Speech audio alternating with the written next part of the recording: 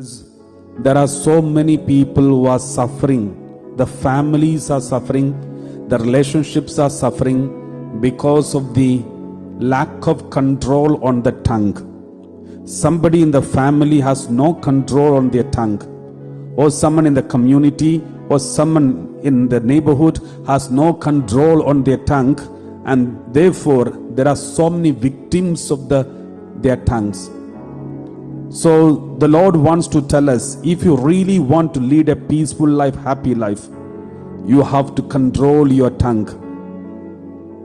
If you are not able to control your tongue, that means you are not a spiritual being. You are not a holy person.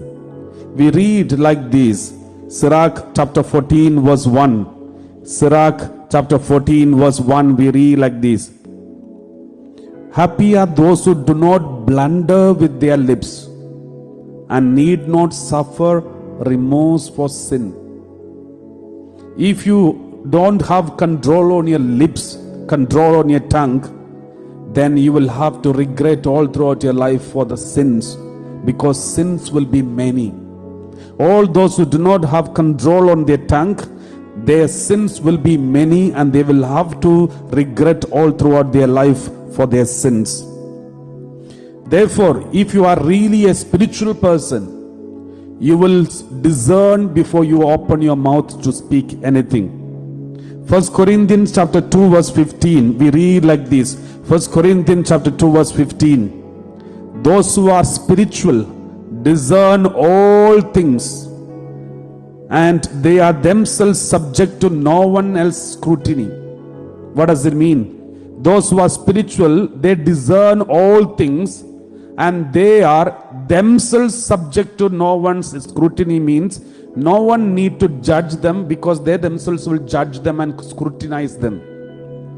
If you are a spiritual person, you will not be busy scrutinizing others, but you will be always scrutinizing yourself. You will be checking on you, and you will be judging you more than judging others.